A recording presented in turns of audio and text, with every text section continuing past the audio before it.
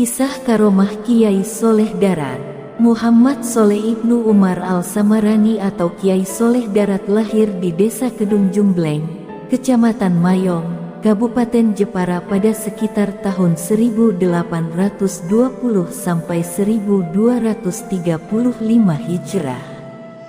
Dalam kitab-kitab yang ditulisnya, dia acap menggunakan nama Syekh Haji Muhammad Solih Ibn Umar Al-Samarani. Pemberian nama Darat diselempangkan ke pundak beliau karena tinggal di kawasan dekat pantai utara Semarang, yakni tempat berlabuhnya orang-orang dari luar Jawa. Kini, nama Darat tetap lestari dan dijadikan prasasti nama kampung, Nipah Darat dan Darat Tirto. Saat ini Kampung Darat masuk dalam wilayah Kelurahan Dadap Sari, Kecamatan Semarang Utara. Kiai Haji Soleh Darat merupakan sosok ulama yang memiliki andil besar dalam penyebaran Islam di pantai utara Jawa khususnya di Semarang. Ayahnya yaitu Kiai Haji Umar, adalah ulama terkemuka yang dipercaya Pangeran Diponegoro dalam Perang Jawa melawan Belanda di wilayah pesisir utara Jawa.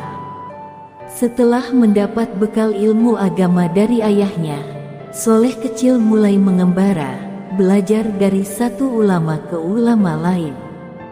Tercatat Kiai Haji Syahid Waturaja belajar kitab fikih seperti Fat Al-Qorib, Fat Al-Muin, Minhaj Al-Qawim, dan Syarh Al-Khatib. Kiai Soleh Darat menimba ilmu di pesantren-pesantren pada zamannya. Ia banyak berjumpa dengan kiai-kiai masyhur yang dikenal memiliki kedalaman serta keluasan ilmu batin, dan kemudian menjadi gurunya. Di antara nama kondang tersebut salah satunya adalah Kiai Haji M. Sahid yang merupakan cucu dari Syekh Ahmad Mutamakin, seorang ulama asal Desa Kajen, Margoyoso, Pati Jawa Tengah yang hidup di zaman Mataram Kartosuro pada sekitar abad ke-18. Dari syekhnya itulah, ia belajar beberapa kitab fikih, seperti Fat Al-Qorib, Fat Al-Muin, Minhaj Al-Qawim dan Syarh Al-Khatib.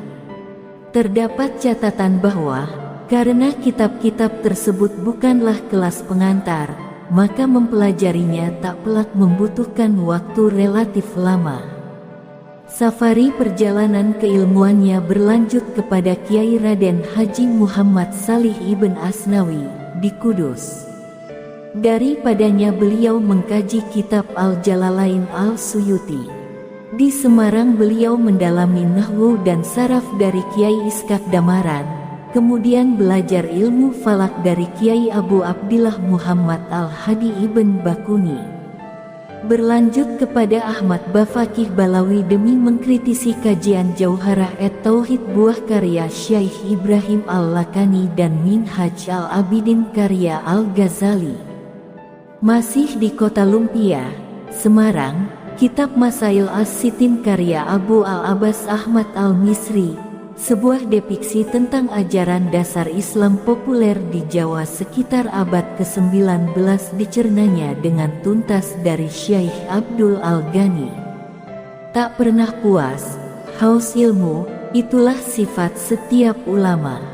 Demikian pula beliau, nyantri kepada Kiai Syadah, dan Kiai Murtadla pun dijalaninya yang kemudian menjadikannya sebagai menantu. Setelah menikah, Soleh Darat merantau ke Makkah. Di Tanah Haram, dia berguru kepada ulama-ulama besar, antara lain Syekh Muhammad Al-Mukri, Syekh Muhammad Ibn Sulaiman Hasbullah Al-Maki, Sayyid Ahmad Ibn Zaini Dahlan, Syekh Ahmad Nahrawi. Kemudian Sayyid Muhammad Salen Ibn Sayyid Abdurrahman As-Sawawi, Syekh Zahid, Syekh Umar As-Syami, Syekh Yusuf Al-Misri dan lain-lain.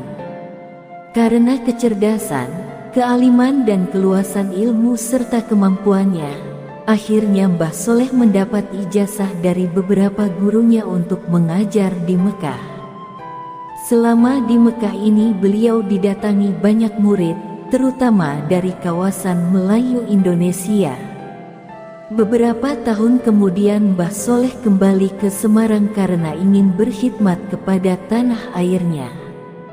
Beliau kemudian mendirikan pesantren di kawasan Darat, Semarang, dan karenanya beliau dikenal sebagai Kiai Soleh Darat.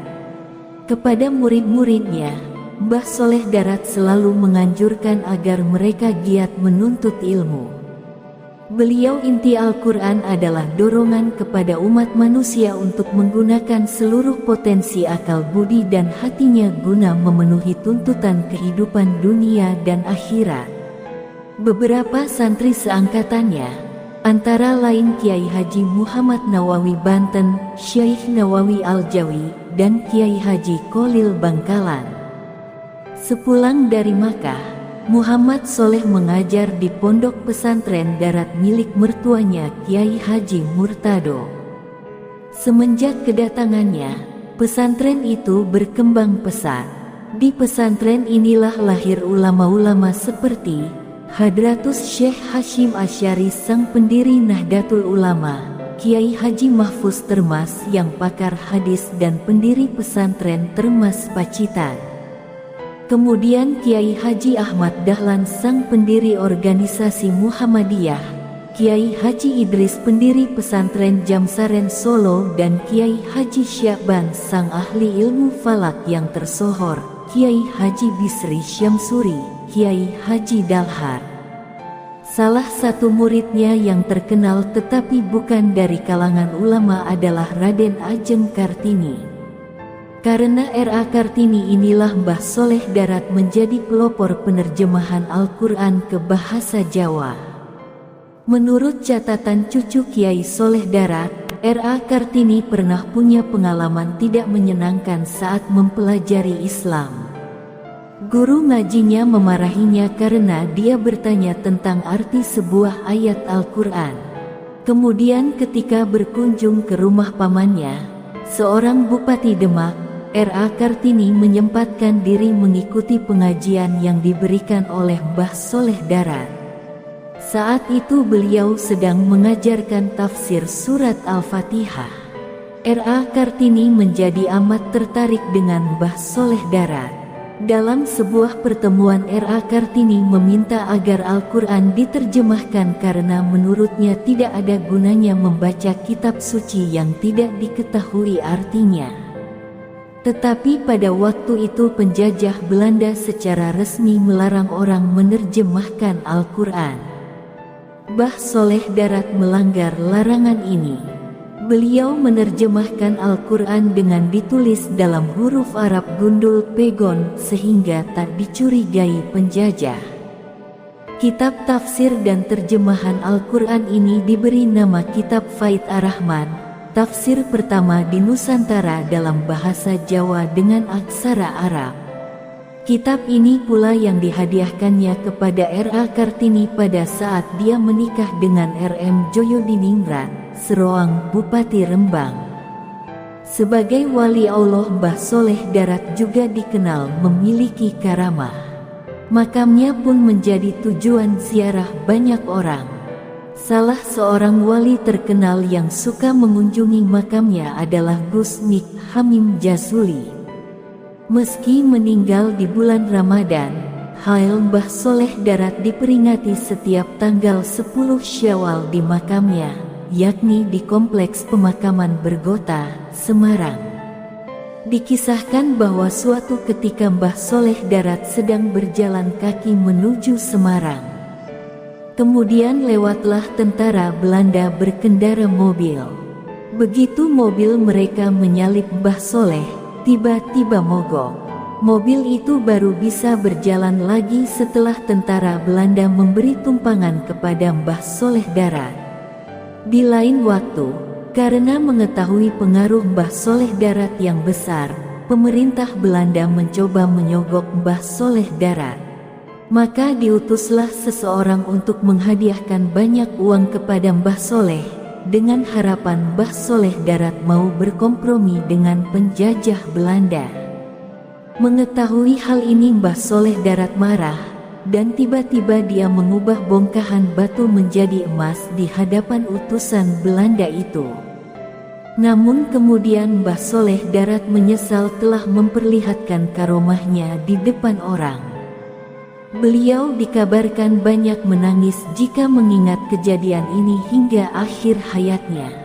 Kiai Soleh Darat wafat di Semarang pada hari Jumat Wage tanggal 28 Ramadan 1321 Hijrah atau tanggal 18 Desember tahun 1903 dan dimakamkan di Pemakaman Umum, Bergota, Semarang, dalam usia 83 tahun.